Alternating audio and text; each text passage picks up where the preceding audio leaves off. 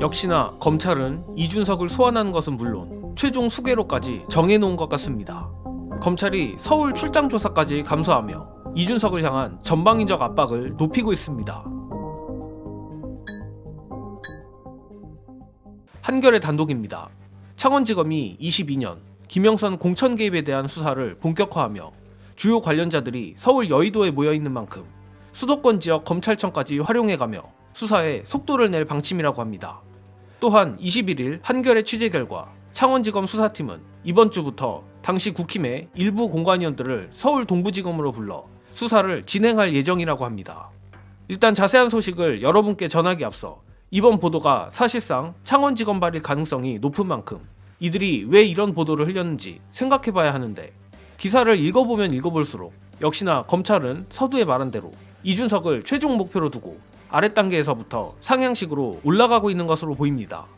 보도에 따르면 검찰은 공관위원과 국민의힘 관계자들을 상대로 윤석열에게 공천자 명단이 보고됐는지, 김영선 공천 과정에 윤석열의 입김이 작용했는지 등을 확인할 계획이라고 하며, 공관위원들에 대한 기초조사가 끝나면 윤상현 당시 공관위원장과 한기호 공관위 부위원장 등을 부를 것으로 보인다고 합니다.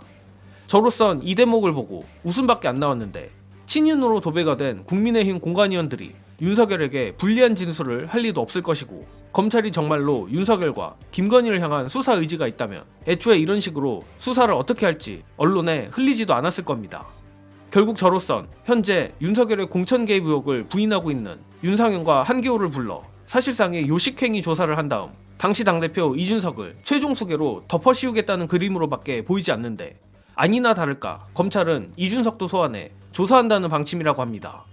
또한 이번 보도에도 언급이 됐고 김소연 변호사의 폭로로도 알려진 것처럼 검찰은 명태균이 사용한 미래한국연구소 컴퓨터에 있는 카카오톡 대화 내용을 복구하였고, 이 컴카톡 메시지 중 상당수가 이준석에게 굉장히 불리하게 작용할 가능성이 높습니다. 특히 검찰이 당대표 경선 여론조사 첫 1위를 기록한 미래한국연구소 의뢰 여론조사를 명태균에게 물어봤다는 것에서 저는 이른바 촉이 왔는데, 제가 나름대로 소설을 써보자면 다음과 같습니다. 아마도 검찰은 이준석의 당대표 경선 여론조사를 통해 이준석과 명태균이 가까워진 관계라 주장할 것이고, 또한 이러한 관계 하에서 김영선 공천 청탁까지 이루어졌다고 주장하지 않을까 예상합니다.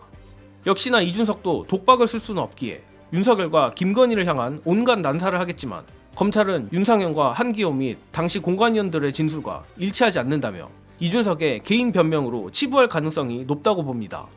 물론 양두구육 중독자 이준석답게 윤석열 김건희에 대한 치부를 까지 않는다는 조건으로 검찰, 용산, 이준석 간의 모정의 딜이 이미 합의됐을 가능성도 배제할 수는 없습니다만, 그렇게 되면 결국 김영선 공천 개입 사건에서 공천을 청탁한 사람은 존재하는데 청탁을 들어준 사람은 없는 기괴한 사건이 됩니다. 저로선 이것이 오히려 역풍이 커지는 결과만 나올 것이라 감히 예상하는데, 끝으로 최근 김소연의 이준석을 향한 자폭성 폭로도 그렇고 검찰의 언플도 그렇고 용산을 위한 시선 돌리기 아니냐는 우려가 많습니다. 당연히 저 역시 그런 생각이 들긴 하지만, 그럼에도 용산이 시선 밖으로 벗어날 수 없는 이유 여러분께 공유드리며 이번 영상은 여기까지 하겠습니다.